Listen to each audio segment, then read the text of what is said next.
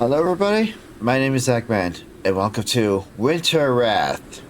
Now, this game is actually made in 10 days for the Winter Game Jam. So let's begin. Oh, dude, you're not thinking about jumping off, are you? Stand at the edge of the cliff, staring into the frozen winter void. Your eyelids are crusted with ice. The path that was supposed to lead you to your destination is buried under heaps of snow. Have I gotten lost?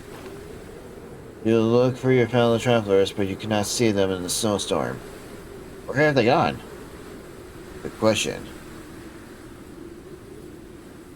Oh, do I need to click? Oh, okay, it's one of those point-and-click kind of games. I've played point-and-click games before. I played Script Rollers for point-and-click games, and those were pretty good horror games. Where am I going? Can I run? No.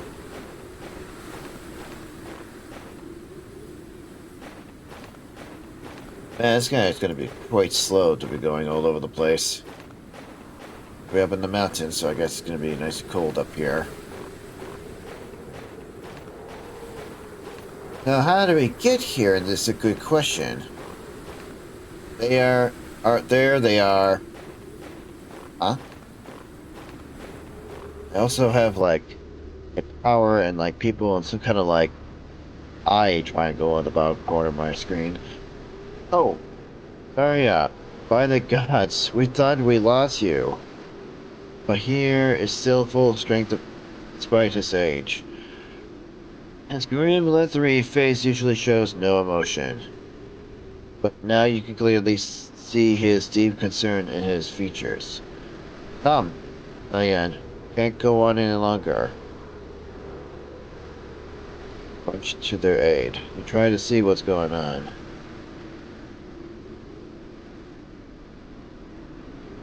I got rushed to the aid. But here's grandson. Zion is about to collapse. He's 14 years old, tall and lean, on the cusp between child and man. But the cough that struck him weeks ago never left and sapped his youthful strength. Diane hardly ate, woke up in the cold sweat and at night, and the pain in his chest became unbearable. The old folks in the village were at a loss, or simply told him to surrender to his fate and hope for improvement. But Diane spat up blood. Even his grandfather could no longer ignore the illness. Diane needed help, and he needed fast. So by her asking for you for help. But you know the way to the hut where our healer lives, away from the hustle and bustle of the village. And although the snowstorm would not abut, I bet you set off because time was short. We have to rest. Diane is trembling so badly he can barely stand on his feet. Have you found a way? Not so sure. We have to go back some more. I'm not quite sure. I'm not quite sure. You should actually know for sure, but even the elders have never experienced such a harsh winter, and everything looks so different when covered in snow. We have to get out of the storm and pick a fire. The shelter is not far away. Go ahead, we'll follow as fast as we can. Come on, Cyan, pull yourself together. My feet. The crevice that promises some protection from the icy wind is close by at the foot of the mountain. But where is the descent? Set up on your search.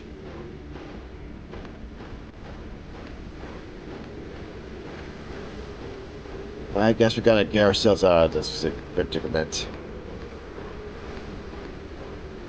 That looks like the sure we're going.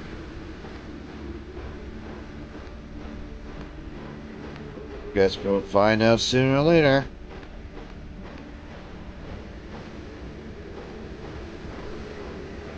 Maybe straight down this way. Alright.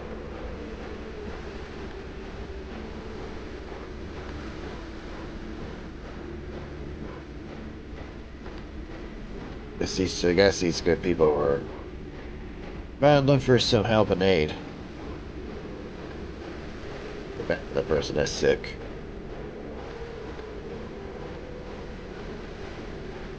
Sure, I'm going the right direction.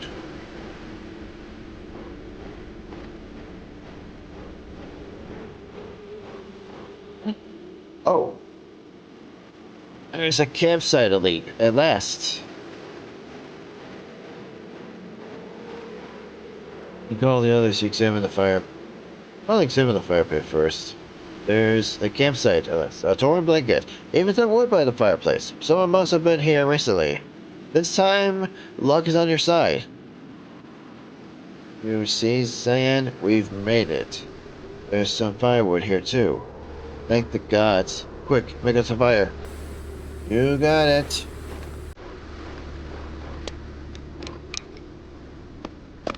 Ah, that's better. Come on, boy.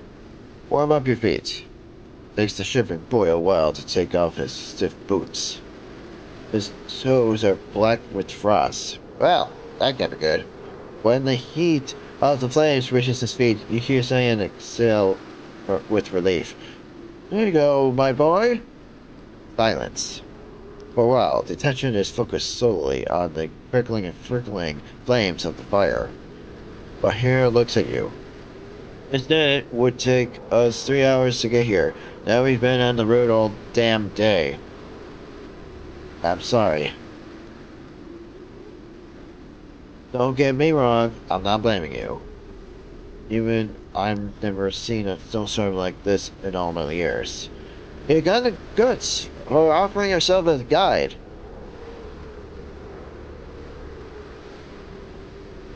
But it put us in danger. You certainly didn't shit yourself like the cowards I thought they were men.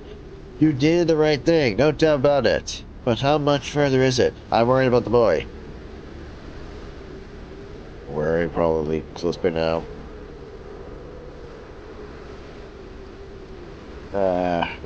Like, a little more for tomorrow. We'll rest here until overnight and continue our march tomorrow. Silence. I notice that every time I click an action, increase one of my stats at the bottom of the screen there. I'm not sure what all three of the stats are, but one's like power, the other's like bonding or something. Not sure what the eye triangle of the eye is for, but pretty sure there's like some explanation to that. Diane has fallen asleep, but her sits pensively.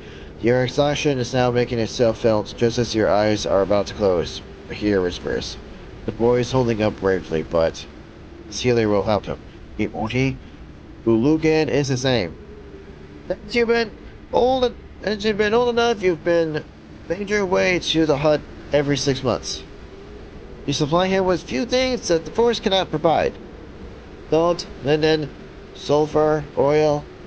You don't know whether Ulugan will be able to save Cyan, but he never turned away those who asked him for help. He can certainly help. He will try. He can certainly help. I hope the boy pulls through. If only I know the cuff would affect the guy so much. I really wouldn't have hesitated so long until. A ghost! What the fuck? Cyan looks into the white veil of snow with wide eyes. Okay. It seems like he's holding directly at someone. Looking at someone. What the hell are you talking about? You follow his gaze to reach for the knife. Yeah, I follow his gaze. It's silhouette in the fog. Only see briefly and already gone. It must be the damn fever, Cyan. Cyan does not avert his gaze, not even when Bahir shakes him. Come on, pull yourself together. There's nothing there. Always these spook stories. What do you mean? Then he's been ill. The boy keeps talking about those ghosts and spirits or whatever. I can't have that now. We need the rest. Listen to him. You especially. Right? Silence again. Oh, the boy went back to sleep. He stares into the diminishing flames. Our wood is almost used up. And that too. We won't get through the night without a fire, and it's already getting dark. I'm gonna go collect wood. No, I'm going. You stay with the boy. I think I'll find a few dry branches back there in the grove. I'll be back. Alright, Dad, Grandpa, man, I'll stay here, keep an eye on him. Then wakes up and sits with the great effort. You saw him too, didn't you? I don't know exactly, but there's something was there. You could feel it, couldn't you? He looked right into me. I gazed from a frosted flame at the same time. Strangely enough, you can feel exactly what he means. Cyan looks around tirelessly. Where is grandfather? He's collecting more firewood. He must be back soon. They wait in silence, but Bahir doesn't return. You realize that Cyan has something to say, and look at him. I can feel them. The spirits. Grandfather doesn't want to know anything about it. He doesn't believe me and says that I'm embarrassing myself in the village with this nonsense. Do you believe me? Oh, okay, fever could be playing tricks. Oh, yes, actually, I believe you. I've actually have been on my own scary adventures. I've seen so many spirits and stuff. And there's actually more to come if you guys want to subscribe to my channel and see more content like this. Yes. It seems most people are afraid to talk about spirits. What about you? You think inside yourself. It is an old custom to tell myths about ghosts and demons. You should respect them and avoid them and only sometimes pray for the help. But which of the many rituals are based on faith or are just tradition? You can't answer for yourself either. Although, sometimes you feel something when you're alone, quietly, as if someone is walking along a path next to you. But you've never had an apparition like this in the white mist of the storm. And then you remember the story that on the freezing cold days, the border between the worlds of humans and spirits is said to be particularly thin. But before you are sure of your answer, another thought catches up with you. Bahir is still not coming back. What are you going to do? What are we going to do? Something must have happened, but you don't want to say that out loud. All I left is of the fire's smoldering glow.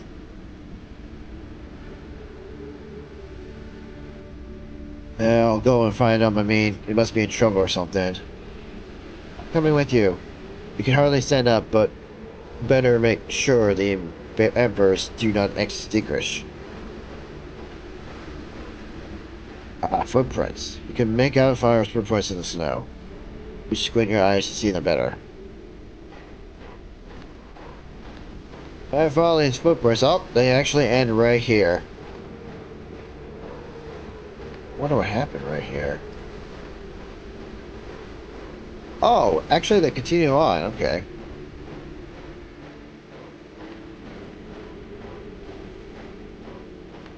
Alright, just ends here, but continues on. I wonder where grandfather is.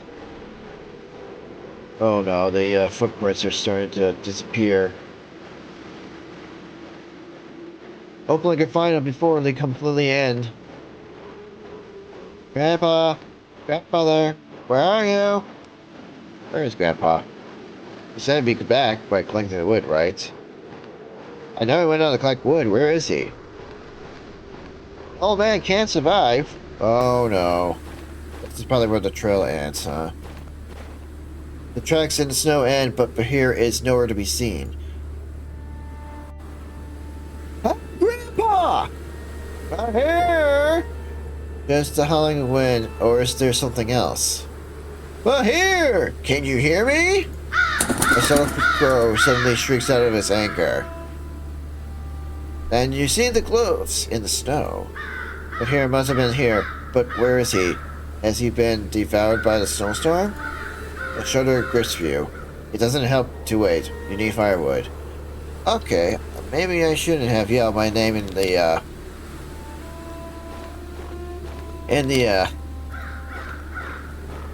mountains. Would have caused an avalanche. Whoops. Well, here's nowhere to be seen, so I wonder what happened to him. Probably some horrible monster come. That's all you can carry, but that should be enough. You make your way back. I wonder if Siren Head would be... When you return, the fire has died out. Oh, but the old man is there.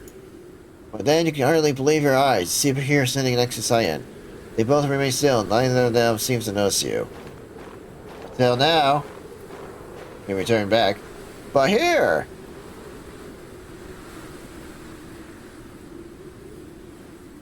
I was afraid something... Oh, I was afraid something had happened to you.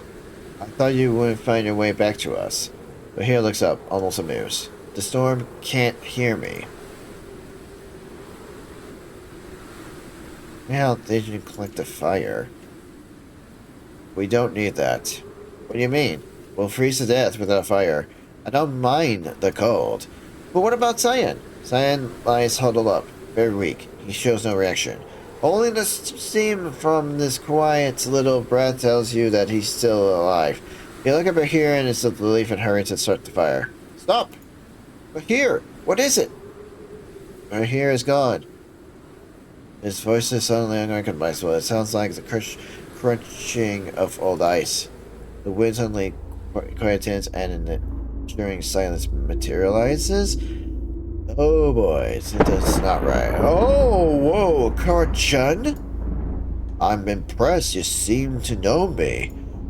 That is rare. The vast majority of people are blind to my form and don't recognize me, and even when I drag them into my cold realm.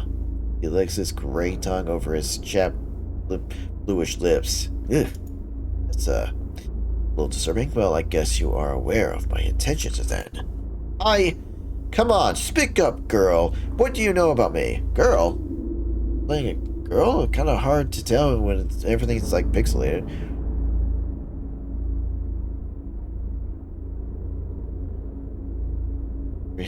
You're the emotions ruler of the winter.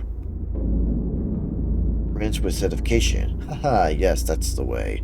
My favorite game is to drive winter across the land with merciless harshness. And do you know why? It's the Grease on the Frozen? That's right, he nods with certification. I feed on the souls of those who perish in the frost. The weak, the careless, and even the fools who think they are well enough to prepare for my icy cold. I cling to their bodies, break them down with my frost and wipe them from the face of the earth. Is that not an honorable task? Oh. I can't question him. Agree with him or challenge him.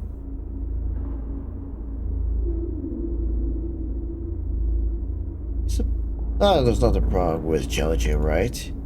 It is not honorable to attack the weak just because you can't do anything against the strong. He rejoices. Ha ha ha. I like that. You are bold, human girl. Let's play a game. You must know I never leave a cold, dark, and desolate place like this without my rightful prey. He savors the break with relish. This time I'll let you choose my victim. Her throat goes dry. Now tell me, girl, despite your courage, are you able to face the test?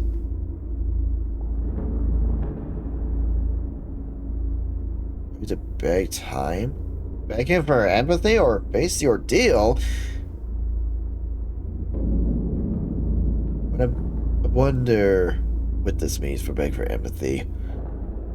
You seem to hate people, yet they hold you in great respect. We honor even the harshest rituals as an inedible part of the cycle of seasons. So why your wrath? Kar-chun searches for an answer for a split second. You glance at the hearth and seem very small, a smoldering spark. Use this to... Oh, I can't do that. I see what the stats are at the bottom. I guess I'll wait for his answer. I don't have a choice. I hold no grudge. I just find pleasure in watching the decay, like this dying emperor in the fire. No, you cannot avoid choosing my sacrifice. So be it then. I choose my victim. Here's Cyan. Oh, I don't want to... Alright, sorry, old man. He laughs with malice. Here's no longer valid to me. I snatched his soul long ago. His death shall only serve me as a convenient vessel. No, I will let you choose a sacrifice that shows me true respect.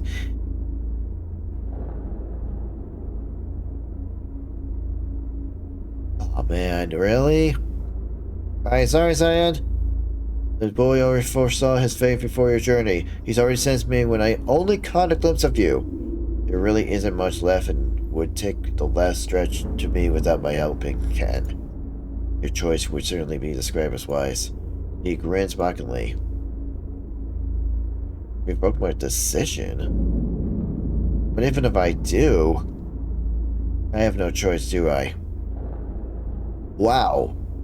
Well, this actually took a twist and quite of a turn. Well, have it your way. Diane slumps. An ice-cold, stabbing pain runs through your body. Wonderful, a choice that the way I like it. You are overcome by tremendous bitterness. A gust of wind. Silence. Is Cyan really dead? Not a sound to be heard. Cyan and Fatu are covered in a white veil of horror frost. A deep sadness takes hold of you, but you wipe it away before it can take full possession of you. You gather yourself. The morning has already dawned, and you still have a long way ahead of you. And this whole game is a glimpse of the RPG I want to develop. If it finds enough interest and support, I've already gathered ideas, assigned characters, and work on the world. If you're curious about the project, please subscribe to my mailing list. Sign-ups, I see. Wow. Okay, so whatever decision you make for your answers will impact on the whole story.